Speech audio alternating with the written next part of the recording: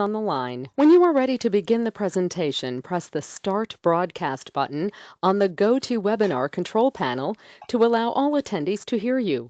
This system will notify you once you begin your broadcast. The broadcast is now starting. All attendees are in listen-only mode.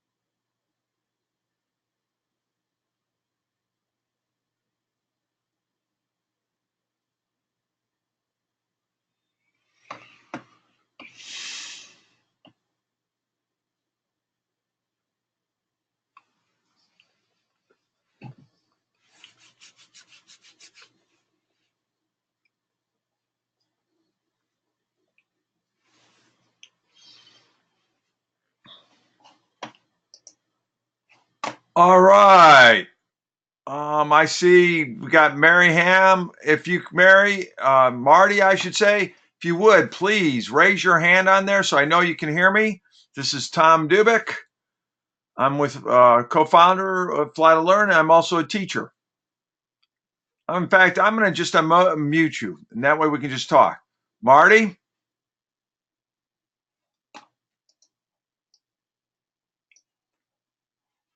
All right. I don't know if you can talk. I'm going to put your hand back down. If you can talk, if you got a mic, I'll raise your hand if you have a mic and we have audio. If we don't have a mic, it's okay. All right, and Jason is joining us. So wonderful. All right, I'm going to assume we don't have a mic, that you don't have mics, so you can't talk that way. If we can work on a mic, just raise your hand later. Let me know. There's a question poll on the right where the little GoToWebinar sign, there's logos. You can also ask questions. I can check down there from time to time. You just tell me, hey, I've got a mic now, and I'm happy to stop. You're right. The audience can put questions there, and we can get it started. First, it's your Friday, your day off. I'm a fellow school teacher. I really appreciate you coming to this. I'll try really very hard to make this worthwhile. Real quick background so you understand where we're coming with this. You're getting Fly to Learn. Fly to Learn I'm a school teacher. My name's Tom Dubik. I teach at a prep school here in Charlotte, North Carolina, Charlotte Latin School, very fortunate. And I've been started teaching engineering, which we're now calling STEM, back in 1989. I came in 87 as a teaching science, and I wanted to teach engineering. And there's a point to this. And the point was I was having kids build model airplanes, and they spent a great deal of time trying to build the airplane. They weren't working with their hands a lot, so the planes didn't fly very well, but we couldn't change a design. We couldn't change a variable and say, okay, this is what aspect ratio is looking at takeoff distance. You couldn't ask the great fundamental questions. Why do big airplanes need a long way and runway? Why do little airplanes can use a short runway? And because of the engineering background, I had used a different kind of flight simulator, but I found X-Plane. And what X-Plane does is it takes the wing, it cuts it up into pieces, applies laws of aerodynamics to each piece, reassembles the wing. Think of finite element analysis in that way. They call it blade theory there, but it reminds me of finite element analysis. And in any case, in X-Plane, if you change the wing, the plane will fly differently. Why am I saying this? I'm saying this because you're going to learn how to fly airplanes with your kids. The kids, a lot of them get into flying the airplanes, but ultimately you can get into engineering and designing an airplane. And actually, X-planes used by and all throughout industry for proof of concept ideas. Now, if you're building a Dreamliner, they're going to build their own flight simulator. Every company that builds a plane today makes their own simulator to test things out. But in the very beginning, they're using it. It's that accurate. And so it's great. You're going to be showing your kids a tool that's actually can be used in industry. Now, as I mentioned, I teach here in Charlotte, though I did grow up in a farm in north central Ohio. So on the northern end of Ashland County and Lorain, that area of Ohio. So as being a teacher my whole life, almost my entire professional career, we also did some things in this. One, you don't need a joystick for this, just so you know. And we use the older versions of X-Plane because they'll run on school computers. If we used X-Plane 11 right now, unless you have a very robust CAD program you're teaching already, your machines probably would struggle a little bit with it. And what we have found, where we use this, it's Fly to Learn is used throughout the U.S. and in our schools, that the older software, the kids still really enjoy it, and it will do everything we need it to do. So to get it out to more people, we have X-Plane, we have Fly to Learn that uses X-Plane 9 and Fly to Learn uses X-Plane 10. You're going to be using Fly to Learn X-Plane 10. Now, any questions there so far? Okay, that's my introduction. What I'm going to try to do in the next 50 minutes we have or so, a little bit, what I want to do is take you through the curriculum, show you how to get the kids started, make some points, and I am happy to do follow-up webinars. So folks, if you have a question, if you want to do another webinar for some more teachers, just let us know. This webinar will be recorded. So we will be all set to go there. So don't feel like if somebody misses it or you have a question, you can't do it. All right. Now, what we have here is our resource page. So Fly to Learn, I'm going to turn the web page. Looks like that. Just go into resources and you're going to get here. Now, what you're going to find on that is we have our curriculum. There's student, teacher, middle school. The middle school curriculum is just 10 lessons. It works, and you'll see it. I have on here a handout which people can download there. They can come back later and click on the middle school curriculum. What it incorporates is 1, 2, 3, 4, 5, and then it goes into aspect ratio, wing loading, power loading, airplane design. So it's all going to be right here. The teacher of the high school curriculum has all the answers, even for the middle school curriculum, since they share curriculum. The high school curriculum just goes into the deeper dive of some of this. All right. So feel free to download those. We have slideshows and we have videos, and we'll have webinars that I will download this webinar. You can put it on your school sites and share it among your teachers or however you distribute at your school. Okay. At this point, are there any questions? I'm going to go down and look at questions right here. Could you just tell me on the question sheet how many teachers we have attending? Would be great to know. All right. Also, let me add, our version of Fly to Learn, that the software you're getting, our X-Plane version, allows the kids to do a little bit of a competition where you can weight factors. They fly their airplane from one location to another. You can set the locations and you can set them. All right. All right, great. Thank you very much, Marty. All right. Now, and we also do all this assuming you know nothing about flight or using X-Plane. So all the curriculum materials are going to assume that we're coming from nowhere. All right. Now, if we can, it would be great if on a computer, if you have Fly to Learn X-Plane 10 on that computer. If you don't, if nobody can access a computer with it, I understand. You will, Beth will share it with you, the codes. You'll download it. You'll put it on the codes, enter the code, and the kids can use it. All right. Now, let's go ahead and look at, I'm going to go through the presentation slides with you. And I'll also bring it up, show you what it looks like here. If I can get down, go down to my Mac here. That's not now. Let's get rid of that. All right, let's bring X-Plane up. All right, so I'm just going to bring up. Here we are in X-Plane 10. Let me go hit the view.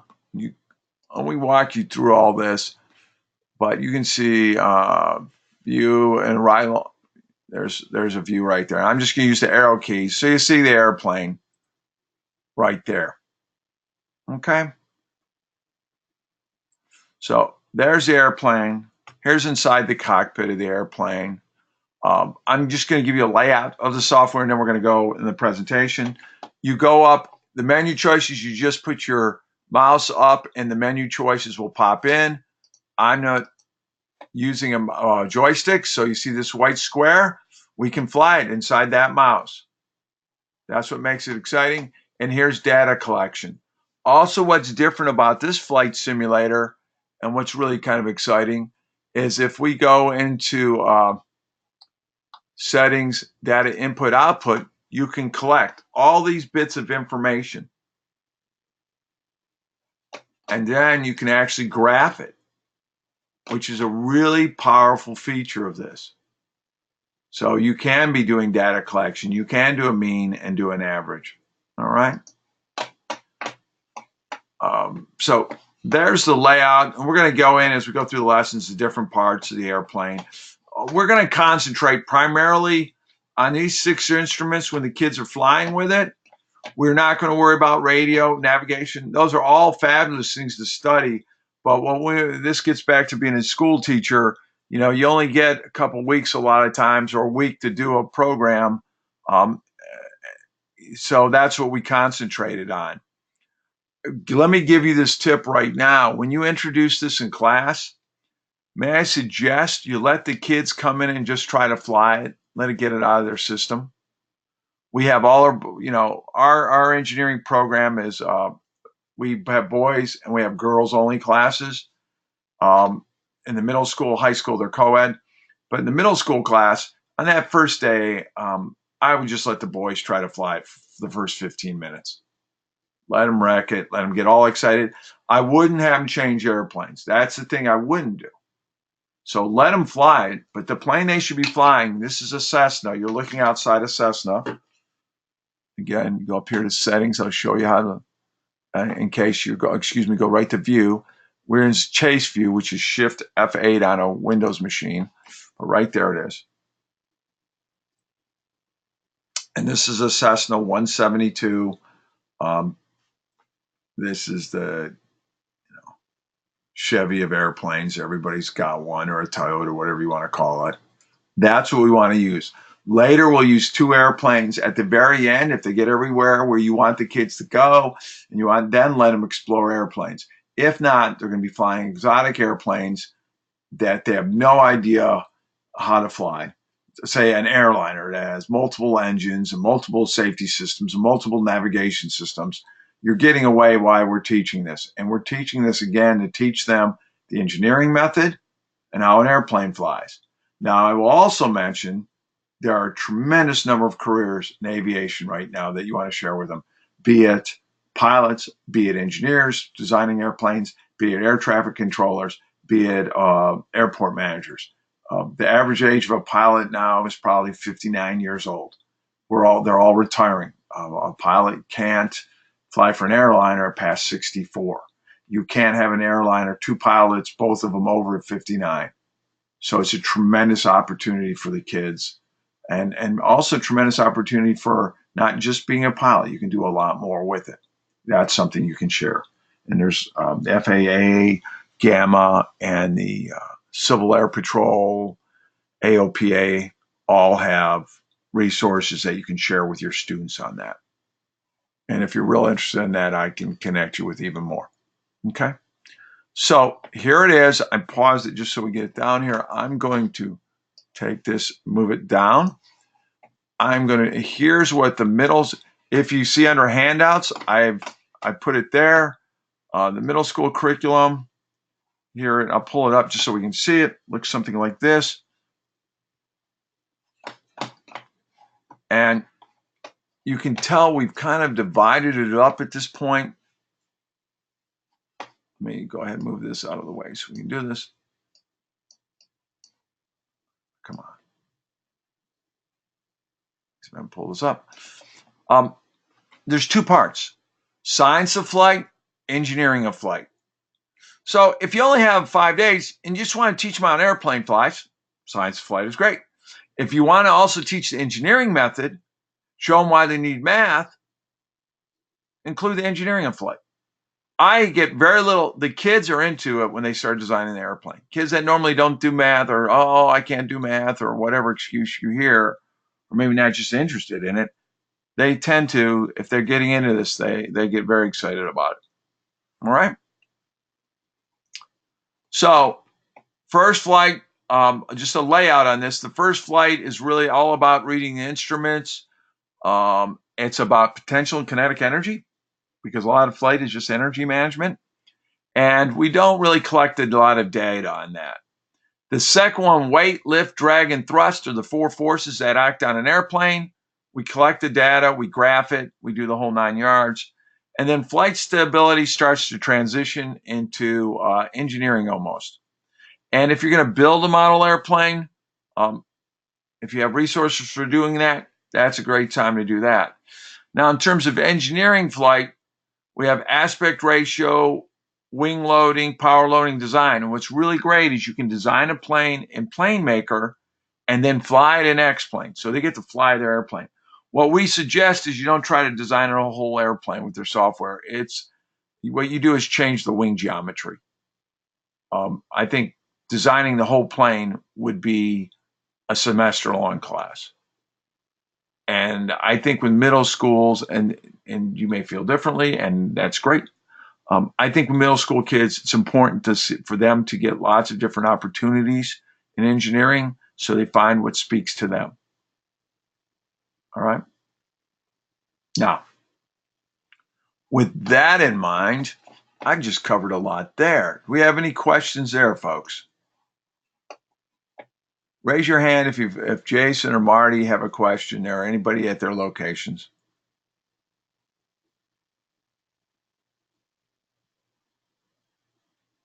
Waiting there. Okay, doesn't sound like it, so we're going to jump in here. And remember, down at the handout is down at the bottom, there should be a handout. That's our middle school curriculum. We can look at that a little bit later.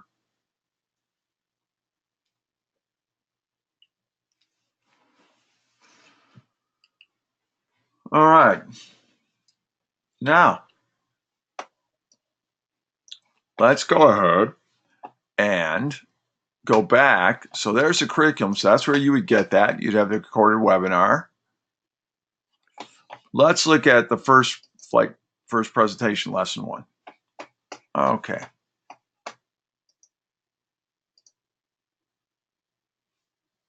All right. We're going to look at flight conditions and setup. We have 3 teachers here. No question. Great. Excellent. All right, good. Well done, guys. So what we're covering in the first unit, and I'm going to try to get through in the time we have. Yeah, we got about 30 minutes here. We can get through this. So we have flight conditions and setup, how to get around in the software to set it up, instruments, taking off, adjusting your views, airspeed and altitude. And then we talk about energy management, and suddenly potential kinetic energy become significant. All right. When you go into the software, our video shows this, you're going to go to the airport, under quick flight setup, and we select the Seattle-Tacoma International Airport by default. That puts you on runway 16. You open the aircraft under general aviation and see the weather day. So let me show you something here. And this is what it looks like when you go into quick flight setup.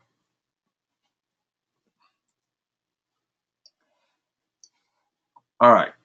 So when you go into quick flight setup, and I'll get you into the setting on the menu choice here in a moment.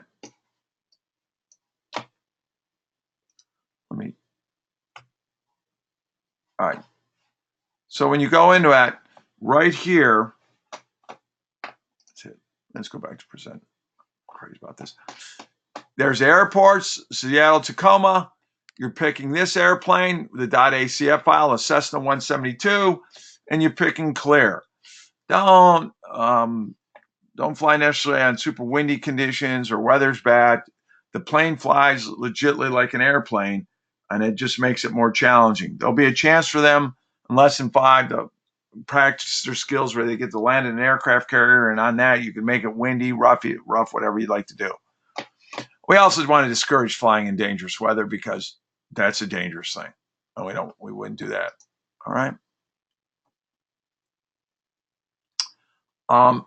At the bottom right-hand corner of your screen, and I'll show you on the actual software in a minute, it says enough pondering, go back to my previous slides, fly with these options. That's where you're going to click on that. And then we get to these instruments. The airplane will come up. Here's the 6 instruments we talk about. This is how fast an airplane moves and relative to the surrounding air. This shows you the altitude. Oops. Right here, I jumped the screen. See, that's right. So when you open it up, the bottom half of the screen. Now you may need to. Sorry.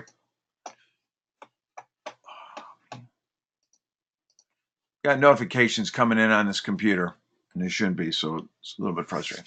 All right. You're going to see this. If you don't see that, you can use the down arrow on your keyboard or your mouse. You'll get to these 6 instruments. Now let me go to here. This first one's the airspeed indicator. In the beginning, don't worry about the yellow, green, white, but those are just telling you, the white one's telling you, hey, if you had flaps on, you can fly at that speed. When it's green, that's normal. As you start to get yellow, the airplane is it's warning you, you're getting, you don't go much faster than that. And once you get beyond red, that's saying you're now going too fast that the plane can take a load and wreck the wing or something, and then you're a rock. You're no longer an airplane. So not a great thing to have happen to you. Now, attitude indicator. You think blue sky, brown ground. More blue, your airplane's going up. More brown, the airplane's going down. This altimeter. All right, the large hand represents 100, small hand represents 1,000. It's a really important thing to tell the kids. It is not how high above the ground you are. It's how high you are above sea level. Now, flying in Ohio, that's pretty flat. No worries there. Go down to southern Ohio, get close to Kentucky, and start to get into rolling hills and things, and you can run right into something. All right?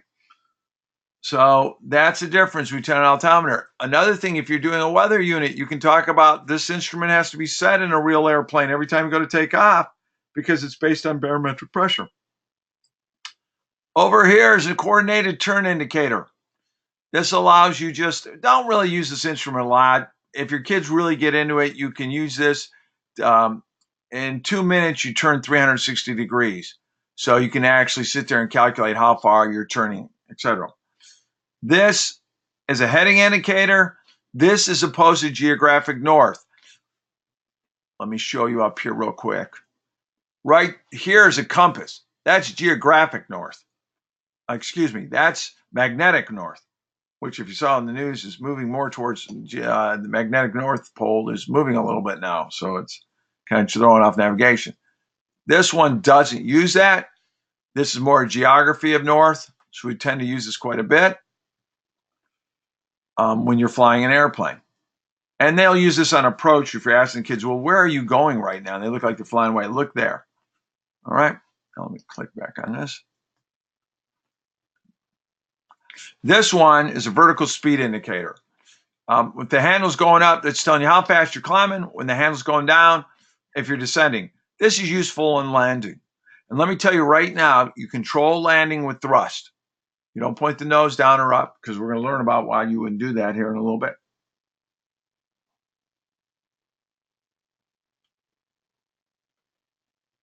All right.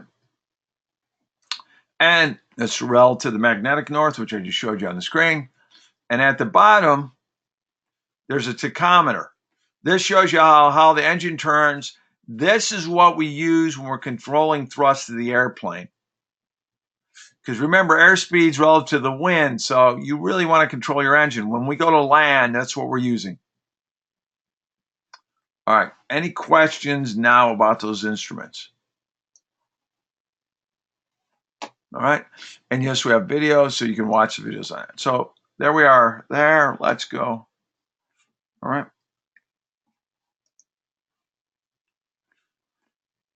You know, and you can click under the About menu, click on the Show Instrument Instructions, and that'll tell you what instructions on each thing if you don't remember. Kids are getting confused.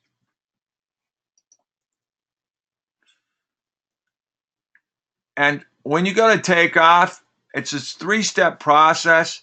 You hit P to pause it. You hit B to put the brake light should go on or off. And then, depending on what you're doing, you add full throttle. And the throttle's that black switch there. Down the road, you guys are going to get hardware that will actually allow you to do some of this. We're building I've been working on a box for this, that you'll have one box in a classroom that kids who want to control the flaps and control these things will be able to do it. So very excited about sharing that with you. Here's the other important thing. This square comes up if you don't have a joystick to it, you're not, and usually what we have found when I first started this years ago, all right, I found that I had 20 joysticks at the time and 19 of the joysticks worked. Well, you know what that means. You got the whole class waits while you try to figure out why you can't get that joystick to work. Or one child doesn't get the joystick and is all morose because their joystick is, they don't have that. So we just went to, now, you know what? We're going to just everybody flies with a mouse. And let me tell you, the kids still love it. How often do they get to sit in class and fly a video game? In their mind, a video game. It's a lot more than that, if you make it so. So you click on that square, up where that little cursor is, it'll come up. There's a little crosshair. If you click, white square will come up. Then, sometimes the software is more on. All right, then you do the unpause. You have it full throttle. You always take off an airplane full throttle. And then you let it go. And when it gets about 75 knots, you pull like that cursor down to take off. And we're going to go through this. The issue gets to be when I take off, it can be choppy on the video of the internet. It's not the software is that choppy. It's just going to look a little choppy at times, depending on your internet connection, depending on our internet connection, all that. And then we go through how to look out at the airplane. You can just pick up on that. W gets a straight up view. Shift F8 takes you in the chase mode. I really encourage kids to fly when you're doing things in terms of competitions, flying. I call this the God view, and I am not a pilot, but I have soloed an airplane, and I never remembered being able to step outside the airplane like this. And I certainly didn't want to be ever that close to another airplane. So use the W quite a bit. All right. Now, let's stop at this point. Let me go down. I'm going to escape here. So bear with me as we try to move around this a little bit. I'll bring it up and show you what it looks like. Oops. All right, there we go. All right, here it is. Now I'm going to hit W. I'm in this airplane. And there's where quick flight setup is. Let's go through it. There's Darlington. I just picked Arlington. I'm not sure why. You use all ours will be in the lesson plan where to go. Cessna 172. Fly with these options. You're going to hit that. It'll take it a minute to pull that up. There it is. Because I already had that option. If yours takes a little bit longer, it's loading things. It depends too on your computer. Now we have this. We're going to get to all this information in just a few moments here. All right. So there's the brakes. All right. So what I'm going to do, down arrow key so I can see everything. And I've got mine paused. See how I clicked on it? I hope you can see it. A white square just came up there. It's going to go away when I click on these other things, but we'll bring it back up. So I've got it paused. I hit B for brakes. The brakes just went down on that. Now I'm pushing the throttle in. All right. My brakes are off. I'm unpaused. The square's on. I'm going to unpause it. And you can hear it.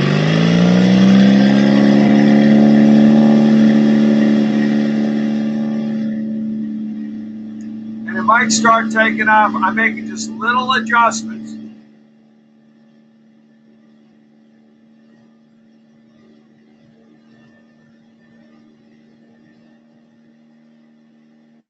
Okay.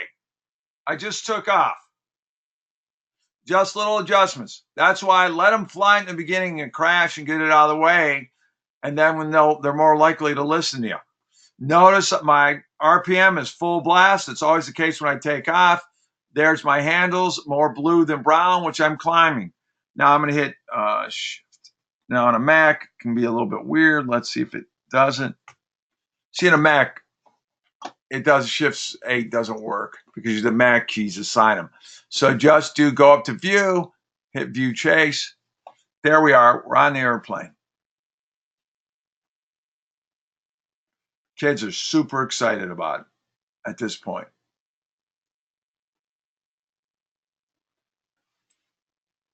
All right. Now,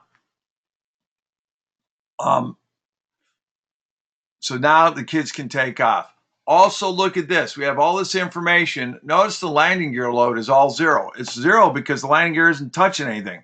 But that's how we define takeoff. And all our lessons is when the landing gear gets to be 0. So if I go back, I'm going to go into settings. I'm going to go data input output because I set these up earlier. It comes default with this. Speeds, distance traveled, landing gear forces. I can actually go right here.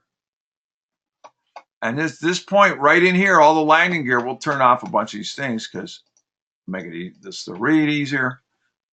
We'll be true. We'll do it miles per hour right there.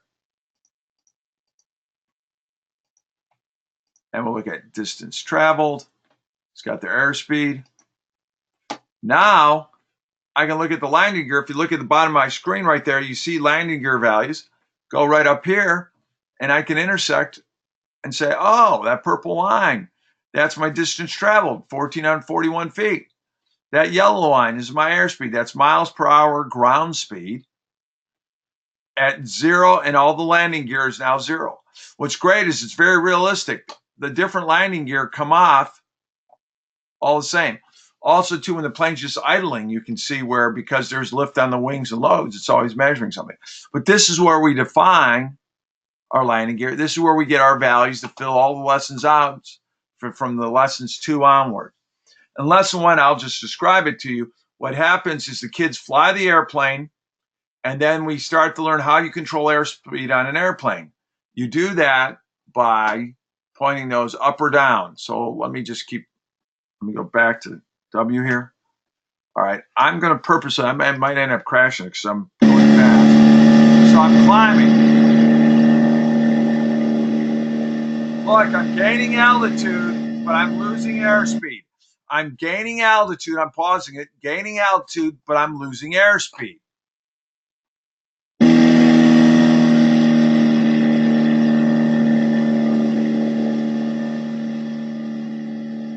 All right. Now, what they're going to learn through a series of experiments. And the first lesson, the only lesson we do it, we just have them draw their values on the altimeter on some drawings. Mainly they collect it in table form, but not in the first lesson. And what they're doing is learning, I'm trading energy here. This will drive home your potential and kinetic energy lessons whenever they get that. Potential energy is in the fuel in the airplane, but we talk about in terms of altitude is potential energy and airspeed is kinetic energy. And in an airplane, you're always managing those two things. And one of the questions we end up saying, is it better to be, you run into trouble, is it better to be up high and fast or low and slow? And the answer is high and fast. That's why when you're in a real airplane, if there's any kind of issues, the pilots will turn up and fly and get high again. Because now they have lots of energy.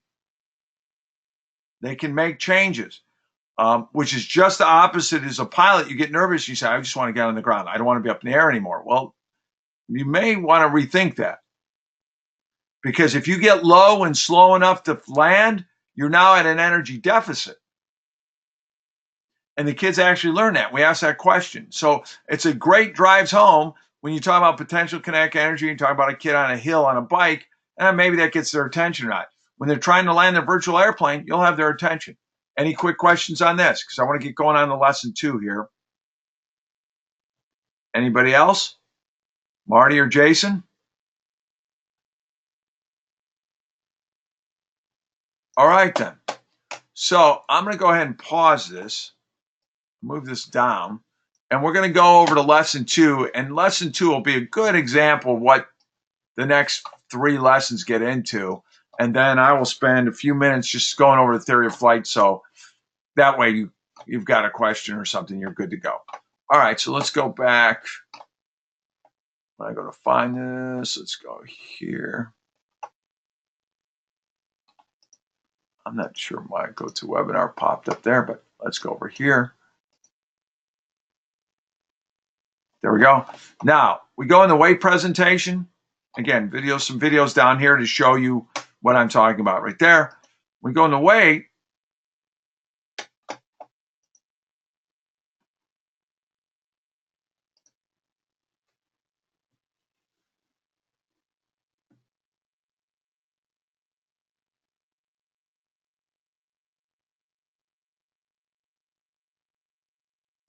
All right, so there it is.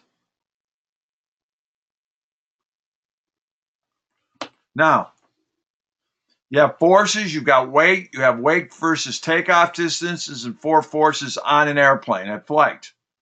And that's what we start covering in this. So this is more than just aviation. We talk about the difference between force and weight. We fly, we take off on the ground. We really teach them how to take off, to do more. All right, when we get into forces, I'm just going to go through it. We get into weight and what that means. And then we get into a question. Well, what do you do when you add weight to the airplane? And we then go to data input, which I've been showing you, and we change the payload weight. And then we pilot it. Let me see. Let's go. I jumped up there. We go to data input output. Then we go in those check boxes. Remember line 3, 21, and 66. I showed you before. They're already defaulted there probably. Tell you what to click on. And this is all in the student curriculum. When a child asks you, I don't understand how to do something, may I really suggest, say, show me in the lesson where you're reading here where you're lost. I have found that when I ask my kids that, they'll read it and they'll do what they're supposed to be doing. Don't answer each time because they're not reading it. We've spent a lot of time. This curriculum was written probably 10 years ago and has been edited. All right? Now, there's how to take off, which we show you before on doing that. They collect the data, because they've collected this. They change the weight of the airplane. They take off. They graph it. See how right here in this drawing, you see the landing gear shows 631 pounds. But when they take off, landing gear is all now 0. There's no load and opposite actions equal reaction. The landing gear can't press on anything. Therefore, the landing gear is supporting the weight of the airplane. When the weight of the airplane goes through the landing gear, the ground pushes it back the other way. You put a load on the landing gear. Well, because off the ground, you're not going to put a load. That's how we define takeoff. See, in the beginning, it was this. By the end, it's that. And then we measure the distances. Now, I uncheck the ones I'm not using, so the lines will look easier to read. You repeat it with 600, 900 pounds, and you look at takeoff distance. And here's some of the questions you can do on this. As a takeoff distance, does the takeoff distance increase? Does the airspeed go up? What does that mean? Do larger airplanes require larger airstrips? And this is why you can explain to them. I also will show you how we graph this in a lesson. Let me go back over here. Well,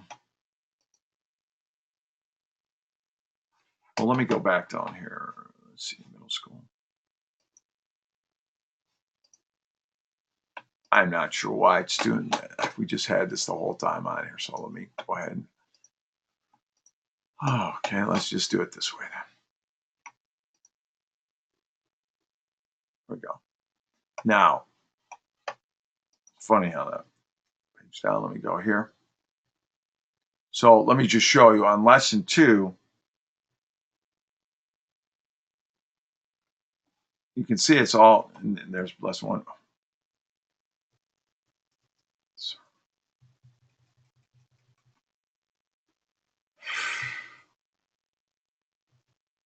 There we go.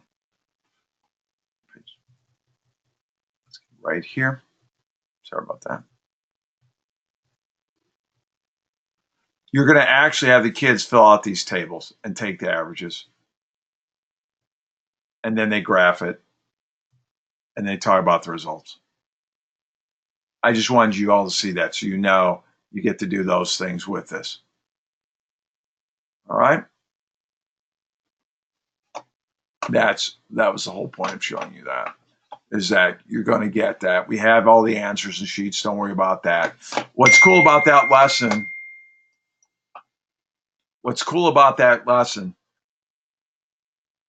is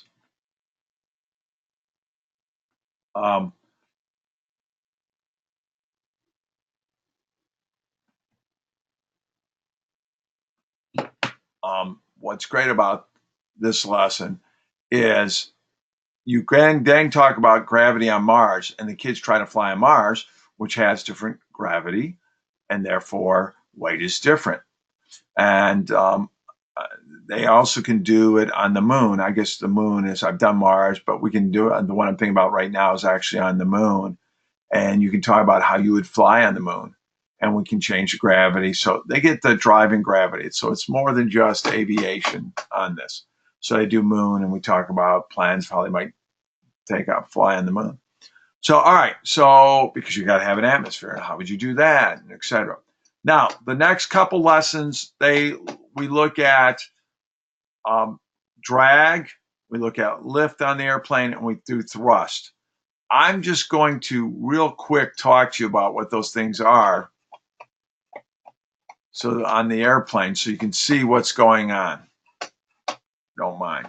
With the time we have, I think that's probably a better idea right now. We go in there, get into it. Now, when we're flying, let me just show you what we start to do on this thing. We do this with lift and drag, and it really does a pretty cool thing here. All right, I'm going to go back out. Again, I'm going to be in chase. Now, if I go here, that's map. Oops. Go up here one more. We tell you where to go. This. We're going to show flight model, which is Control M. All right. So I'm hitting all the control models. Just hit Control M once to get this. And this is showing them lift on the airplane. All right. The green is the vertical lift. If you zoom in on this, you're going to see a little bit of yellow. That's the horizontal lift that's created, and a little bit of induced drag. There's 2 types of drag: parasitic for the purposes of this class, parasitic and induced. Parasitic is stick your hand out the window. That's parasitic drag. Change the shape of the body, you're right by auto industry up there. You spend a lot of time in wind tunnels, reducing the drag on automobiles. The other drag that's more we associate with airplanes called induced drag. It's one of the byproducts of lift. But you can see there's so much lift and so little drag that we don't mind having a little more drag because we're getting so much lift. Also, look at the propeller. It's a moving wing, and you can see it right there. Another thing the Wright brothers figured out before everybody else. All right, we got a question over here. Let me see. Trying to figure out how to get off the ground. Jason, I showed you a little bit. We have videos on there. We'll get you set. Let's show you this. And then if you still, everybody email me at tom.flytolearn@gmail.com or, and I'll happily go through it with you. I want to make sure you all see this and then how to get the plane maker on this as well. Okay. Now, also the plane balances. Everybody says the plane bounces in the center of gravity when they build model airplanes. It's actually on the center of lift, but we can't really change the airfoil that much. So we always talk about center of gravity, but see this, the tails actually lift this way. So it pulls down that way. This pulls up this way. It helps balance it like a teeter-totter in some ways. And you can see it. Now, what we do in the flight is if you click it right here on the back of the airplane, the square is there. If I unpause it, I can then pull it up.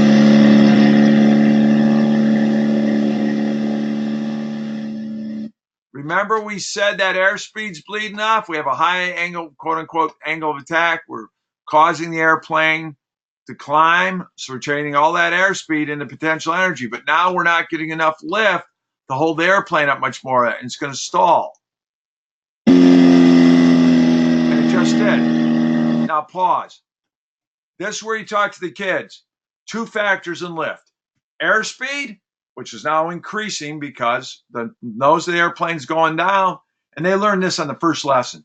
Nose speed goes down, you get more airspeed. Nose speed goes up, you get less airspeed, but gain altitude. This drives home that it's not only airspeed, but the angle of attack. Because what's going to happen, watch when I fly this. It's going to go down. Now when I add an angle of attack, look how much lift I have.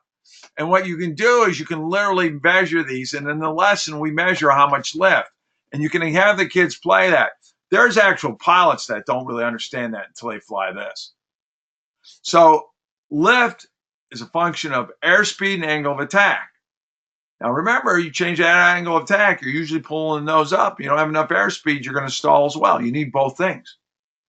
So this drives home, lift is airspeed, angle of attack. The next one, I'm just going to show you, we talk about drag in terms of extending these flaps on the airplane. Let me pull it this way. We can pull this section of the wing out. And what flaps do, they're kind of amazing. They allow the plane to fly at a slower speed.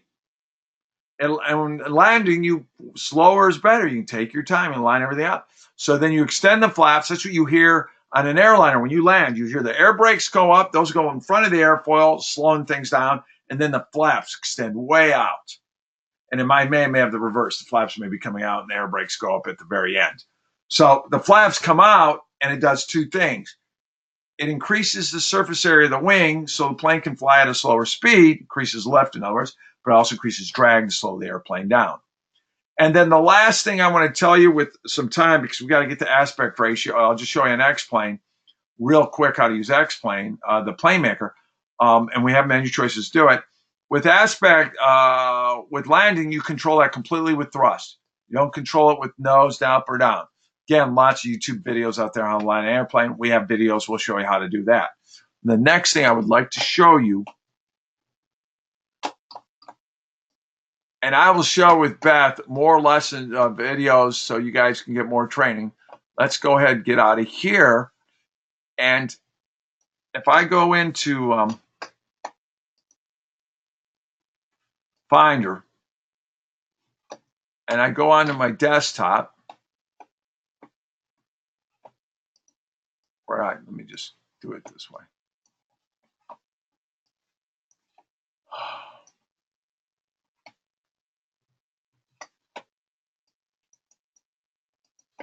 Sorry, guys. This can be, there we go. If I go into X-Plane, so here's X-Plane Fly Learn. I'm going to open this up. There's a thing called Plane Maker. And I'll just show you what you're going to be doing in that. All right, so this is Plane Maker, and it might look like this. If it's a brand new airplane, it might look like that. If it does that, you just, let me go into X-Plane, you go into aircraft. We're going to be using what are called Van RVs, or Van RV-10 airplane. And I'm purposely going a little faster, so bear with me. If you'll notice, I've named a bunch here because what you do is you use the Van RV-10. Right there it is. I'll bring it back up. There's the plane, hit spacer. What you have the kids do is they copy this. Don't have them mess the Van RV-10 up. So the first thing we have you do, and we tell them step by step how to do this, is hit save as, and then give it a name. We tell you how to name it. They can use any names, but we have suggestions on the names. And then what we do is we go into stand. So they make 5 versions of the plane, and then those versions are what they change. So if you see, I'll do save as, and you can see I have versions in here. I'm going to put Tom, and for today, I'm just going to say 50. Or I might do like AR for aspect ratio, and I'm making 500 just because I have another one in there, and I'm going to do it. That's the one I then want to change. What I can do is go into standard, and we have a table for showing you how to do it, so don't worry, where I go, okay, I'm going to change the semi-length of wing 1 and wing 2. Just so you know, wing 1 is the sides of the wings, wing 2 is the wingtips. So on the semi-length, I just increase that to 24, up here to 25.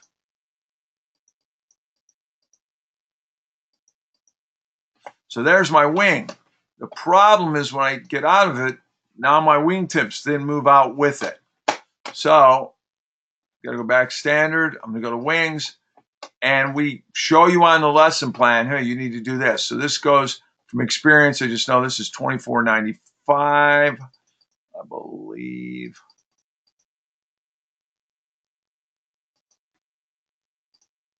And this is going to go up a little bit. All right. Now when I do it, I get out. My wingtips are there. Now I can save this flying and fly. This is changing the aspect ratio of the plane. We look at different wing loading, power on the wings, and the engineering side of this. And what you get the kids, the engineering part we try to get them really into is there's trade-offs. We talk about different kinds of airplanes. We talk about there's a reason a Boeing airliner looks the way it does, and why general aviation airplanes, for the most part, all look the same. Because you still have the physics constraints are still on this part of the engineering constraints, and you get that. So do we have any questions on this? I am more than happy to do some more webinars and more training down the road. Okay, there we go. People have got to go. I understand. I'm saving it, so I'm going to end this. And you all take care and just let me know. All right, bye.